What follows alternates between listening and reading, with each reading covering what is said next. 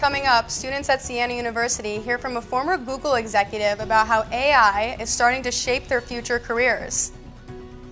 At the Faculty and Administration's Honors and Awards, 3 professors will be recognized for excellence in scholarship, teaching, and service. Siena students head to New York City, stepping outside the classroom and into the Big Apple. Good afternoon and thanks for joining us. I'm Maddie Arce. And I'm Cole Bielak. Siena University's commitment to academic excellence begins with the faculty here on campus. At the center of our faculty members' work is the daily responsibility to engage, inspire, and educate students. I had the pleasure of speaking with some of the professors that will be recognized this Friday at the Faculty and Administration Honors and Awards. This Friday, the Siena community will gather to honor faculty members who go above and beyond in their fields.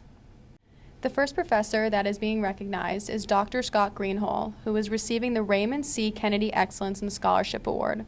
Dr. Greenhall is known for his dedication to research. He not only contributes to his field, but also brings students along for the journey.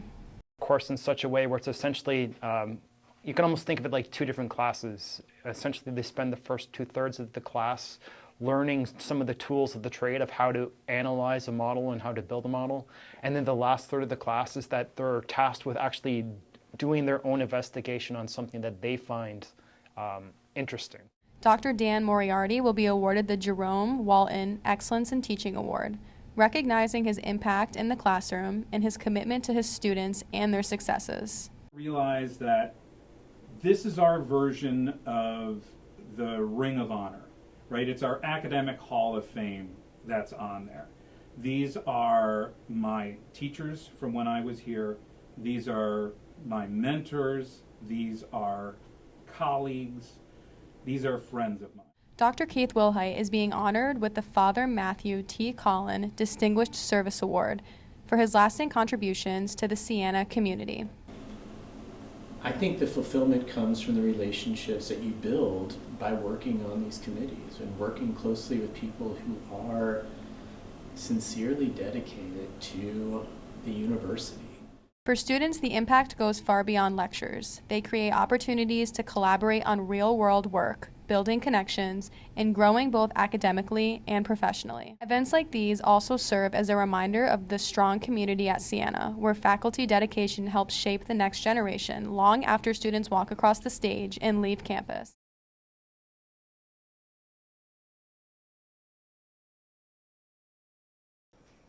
Along with faculty, Mike Lunello will be honored with the Administrator of the Year Award.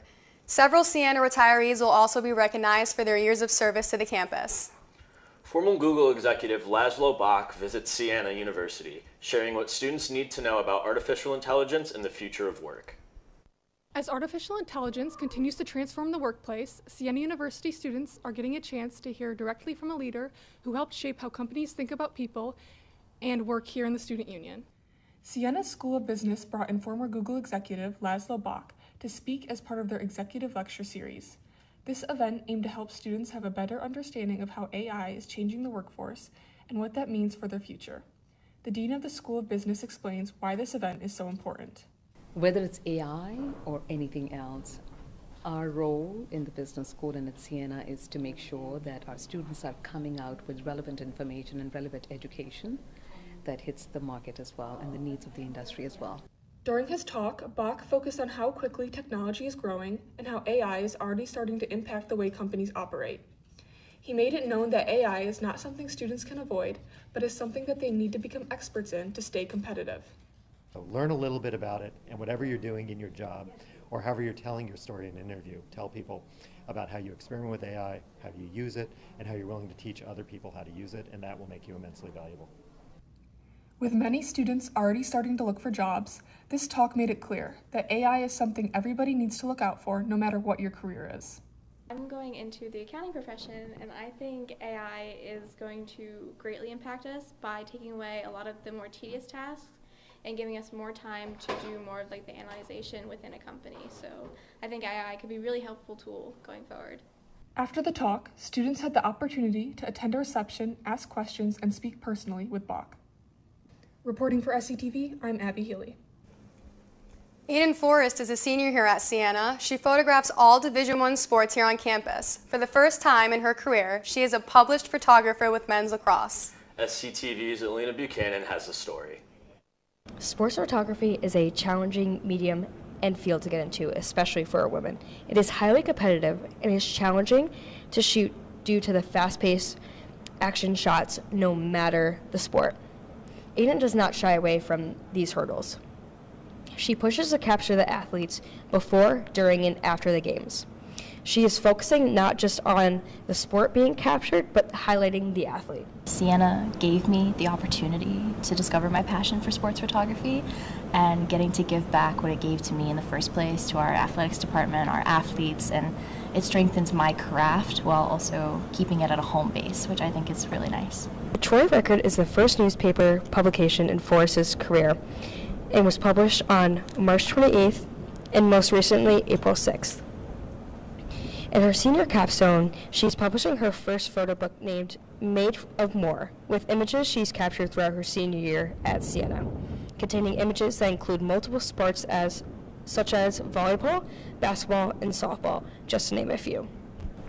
Being published for the first time to me is super important because it shows that all of the hard work, the late nights editing, taking weekends to shoot games and taking the time to really perfect my craft is being noticed by other people in the professional industry. And I think, especially as a woman in the field, it's hard to get into that field because it's so male dominated. So it's showing to me that like my foot's in the door and like I can get through this and I can do that. Next time when you're on campus to see a game this semester, you will see Aiden ready and focused to capture the important shots. Alina Buchanan, SCTV. Siena students recently took part in their annual one-day trip organized through the International Student Association. Through this program, students got the chance to experience their annual one-day trip exploring the sights and sounds of New York City. So my favorite part about the New York City trip is going to King Marca, Jamaica. It was in Harlem. I had to go through the subway to find my way around directionally, and it was just a really cool way to see the city that I've never done before. The trip offered a whole new perspective on New York City, one that made the journey just as exciting as the destination. Students at Siena had the chance to take a break from their busy schedules with Nugget Night, hosted by the Student Events Board. It gave students time to relax, grab some food, and spend time with others.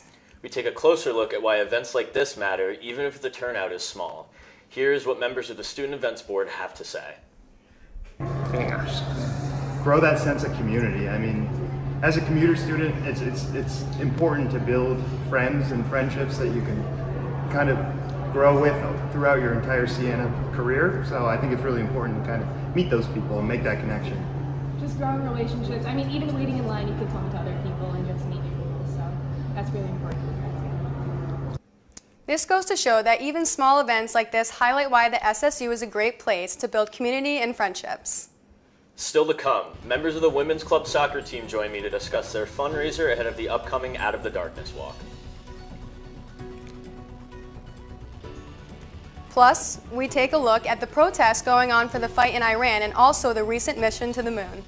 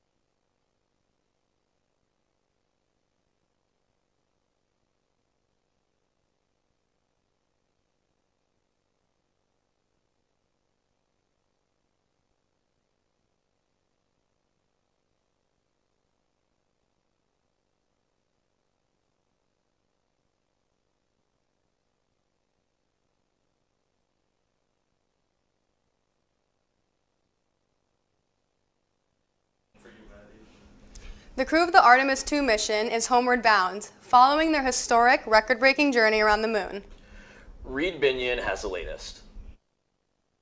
There's so much data that you've seen already, but all the good stuff is coming back with us. There's so many more pictures, so many more stories. The Artemis II astronauts taking questions during a press conference from space on day 8 of their historic mission to the moon as they race back to Earth ahead of their anticipated return home Friday. I've actually been thinking about entry since April 3rd, 2023. One of the first press conferences we were asked, what are we looking forward to? And I said, splashdown. We've still got 2 more days.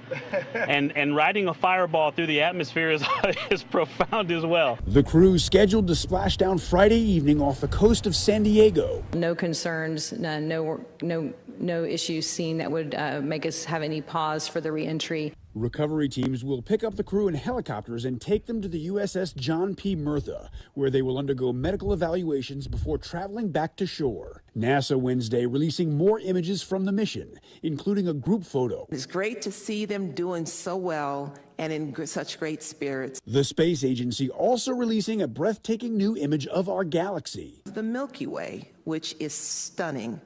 And free from atmospheric interference, the crew could see the glowing ribbon of stars and filaments. I'm Reed Binion reporting.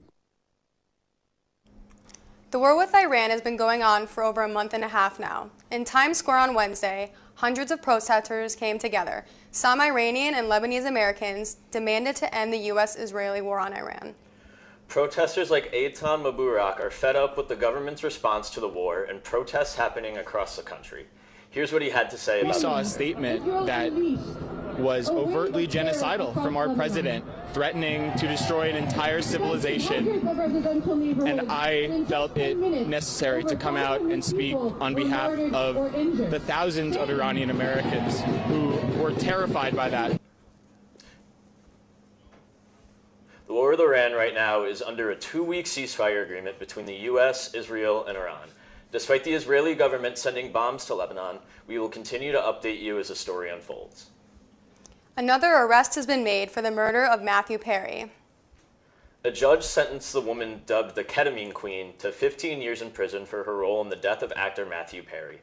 Prosecutors say Jasveen Sangaran, a high-volume drug operation out of her Los Angeles home, targeting wealthy, high-profile clients. Perry was found dead in his hot tub in 2023, with the medical examiner ruling the cause as the acute effects of ketamine and drowning. Sangha has pleaded guilty to multiple federal charges, including providing the drug that led to his death. You have to have a heart of stone to wake up every morning and make a business out of feeding off the addictions of vulnerable people who are desperate for drugs. The law is the law, and this is a very fair judge, and she considered the case very carefully and delivered a highly reasoned sentence. There's no way that Jasveen is 5 times more culpable than the person who injected Matthew Perry with the drug. This marks the 5th arrest that has been made in light of Perry's death. The trial is still ongoing. On the way, Cole Bielak talks to 2 girls on the club soccer team about the Out of the Darkness walk next week. We'll be right back.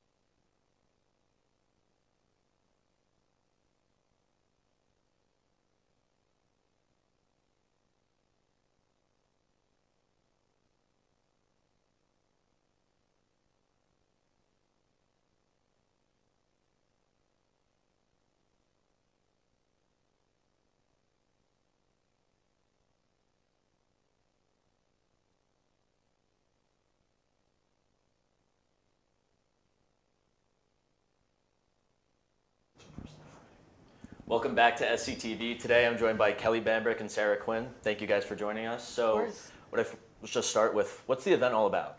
Yeah, so the Out of the Darkness Walk is something that Siena has been doing for a few years now. They run it through the Health Promotion Office, and Active Minds is involved as well.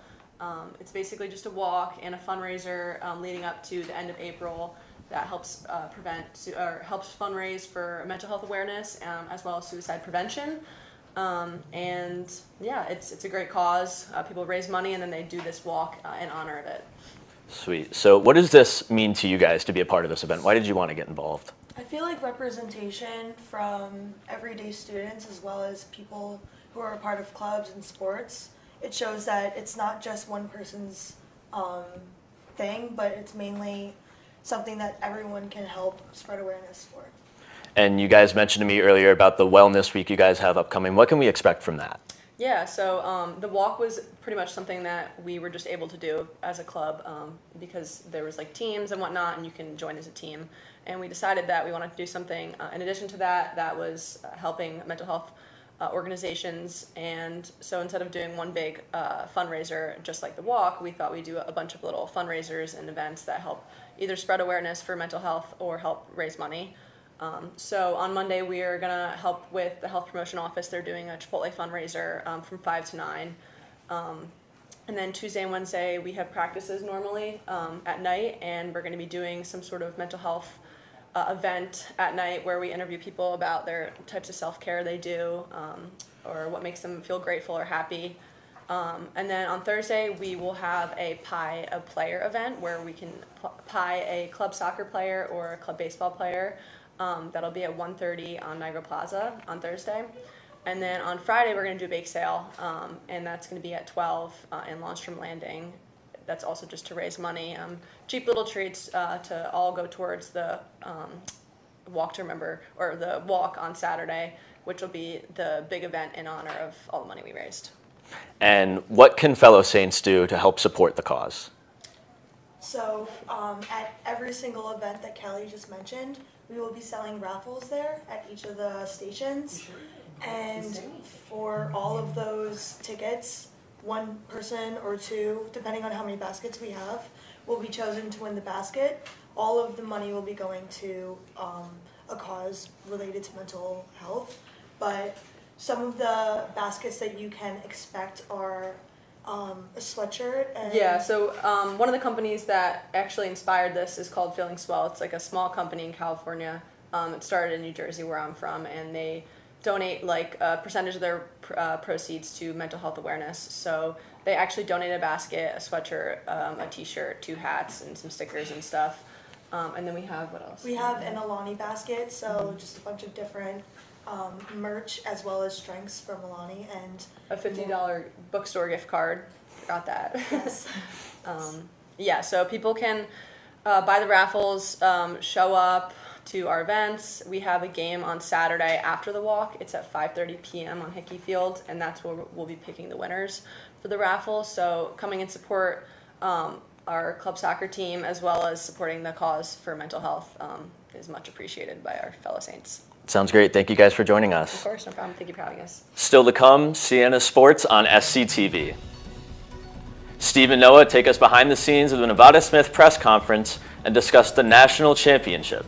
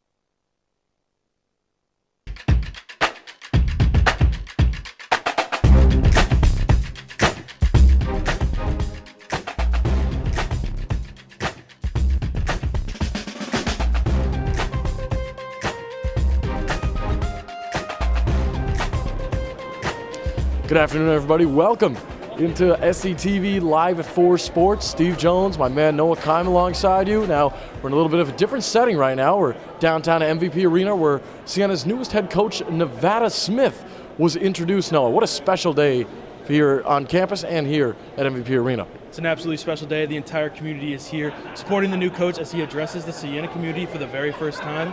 We had a bunch of people in attendance, players, fans, staff. Everyone was here ready to rally behind Nevada Smith as he takes on this new role as Siena's new head coach.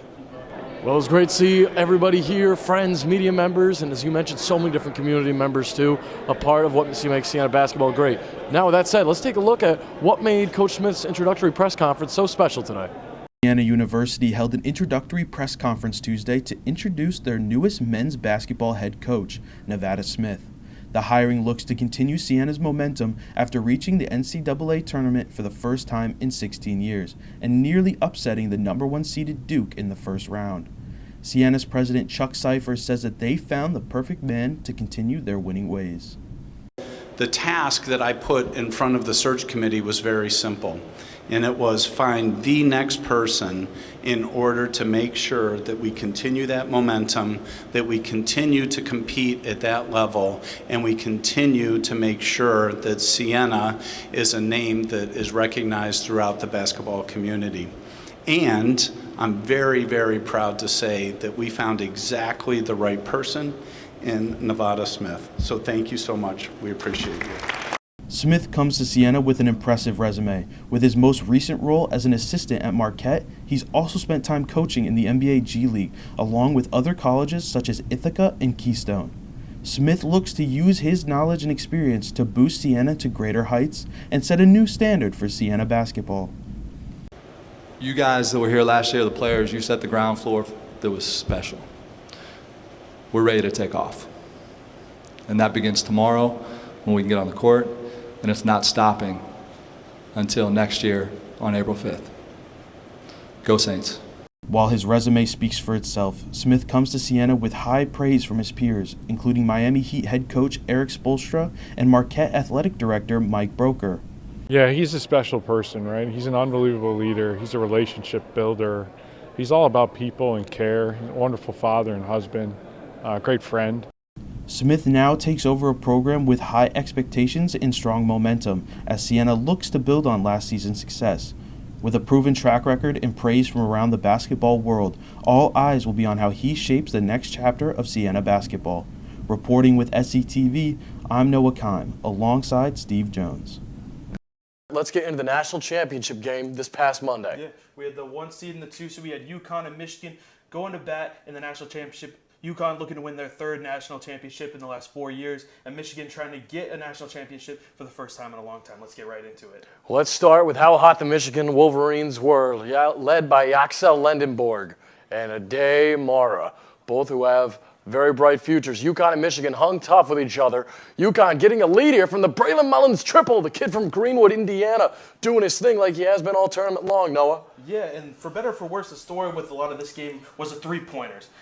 Michigan could not hit a 3 this entire game. They struggled the whole time. UConn, pretty consistent with how they've been most of the season. But that's been the story. But there's a huge shot right there, one of the few 3s that Michigan hit the whole game by Cadeau.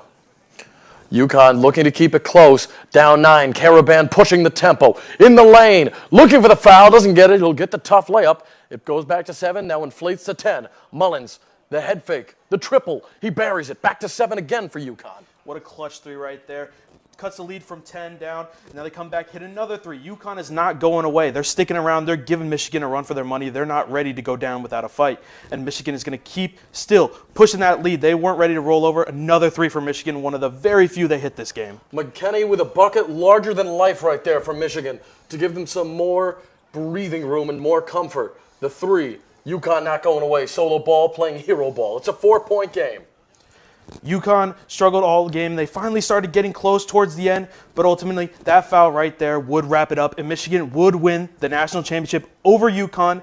And it's a devastating loss for this UConn team who's, they're used to winning in recent time. They've been to 3 national championships in 4 years, won 2 of them.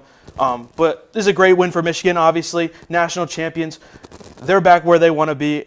Their players are excited. Fans are excited. What else can you ask for if you're a Michigan fan? You know, it's the whole reason we love the tournament, right? The agony of losing, but the sweet joy of winning. Yeah. And it comes and goes, and 68 teams get to experience that feat each and every weekend part of the tournament. Yeah, and Michigan coming in as a #1 seed, a lot of people's favorites. Maybe had the easier part of the bracket, but still, they came in as a #1 seed, handled their business, and came out with the national championship, did exactly what they were supposed to do going into this tournament. From the Elite Eight on, they had one of the tougher schedules in all of college basketball. Absolutely. You talk about Tennessee, Arizona, now UConn. That's nightmares. Yeah. Those are nightmares right there. But Michigan handled them with care and handled them with the utmost grace and in the best way possible. 2 blowouts and a nice 6-point win. Yeah, and how about that UConn team even just getting to the national championship? That side of the bracket they're on was, I think, probably the toughest section, the toughest region on the bracket, having to deal with teams like Duke in that bracket, stuff like that. Like just getting there was a triumph. But obviously for the man like Dan Hurley, it doesn't mean anything if you don't get the win. The Braylon Mullins shot, ladies and gentlemen, will forever go down in history. It's one of the most iconic shots in tournament history now. Oh, absolutely, and that's what helped get them to the national championship. But they ultimately did fall short. But Michigan, you can't say enough about them. I mean, they couldn't hit a 3-all game, and they still managed to scrap this one out. Some UConn fans might be talking a little bit about the free throw discrepancy between the two teams, but either way, this is a hard, gritty win by this Michigan team, and I mean, they deserve it. They're the national championships, and deservedly so. Let's switch forward to another sport that is in bloom right now, and that's Major League Baseball. We'll take you now to Wednesday's action with the Brewers and the Red Sox. Bases loaded and the 3-2. Shane Drohan taking on his former teammates. He was a part of the trade that sent Caleb Durbin to Boston. And the Red Sox, who were scampering for offense and any sign of life, are looking for an answer. They would jump out to a 1-0 lead versus Milwaukee early on. Yeah, and this is a Red Sox team that's been struggling to start the year. I mean, their fans are really just wondering, it's like, why are we playing so poorly? And this was a much-needed game for them to get the bats going, get everything working for them, and hopefully this can be a positive change for them moving forward. On an error by former Red Sox second baseman David Hamilton, that would make it 2-0. Then Trevor Story finding the gap, he'll bring another run in. It's 4-0 Boston, and they would eventually take the win at 5-0 on a shutout victory as Sonny Gray spins a gem at Fenway Park for his second victory of the year. Wilyer Abreu going 2 for 4 with an RBI, and Trevor Story 1 for 3, 2 RBIs. A lot is being made of his scuffle lately, but they're figuring it out. Now switching to the Giants and the Phillies. Rafael Devers, another guy who needs to get going, and needs to get it going quick. He sends a ball to deep center. That's a 3-run big fly for Devers, and the Giants take a 3-0 lead on Philly early. Yeah, a big go-ahead run for Devers right there. Like you said, been struggling to start the season, looking to get his bat going, and this is a great way to do so. 3-run homer in the top of the 6th. Not a better way to get the bats moving. The Giants then will look to play a little small ball here as time rolls on in this game. Again, a rubber match too. Luis Arias laying down a smart punt. Alvarado fielding it. He will throw over the head of the first baseman, past the second baseman, and it will roll deep into right field in foul territory. And the Giants would get yet another run and make it 4-0 on their way to cruising to a nice 5-0 victory, Noah. And this means a lot for the Siena community as Matt Gage, a former Siena Saint, earns his first MLB victory, 1-0. That's got to feel real good. It's got to feel real good. I mean, you're first coming in, you get the win. Can't do much more than that. Like you said, campus legend, local legend. Yeah. Everyone's talking about this around campus right now. Really happy for him, excited to see him as he continues in his career. He went 11-16 over 3 years from 2012 to 2014 with a 3.96 ERA, my friend. Yeah, I mean, you can't ask for much more than that. He's been playing great so far. Got his first win as he looks to continue. We're hoping for the same thing. We're all rooting for him. Yeah, well, that'll do it for us here on SCTV Live at 4. Yeah, you guys can follow us on the Siena Communications Instagram page and also here on the Siena Communications YouTube program. Have a great night.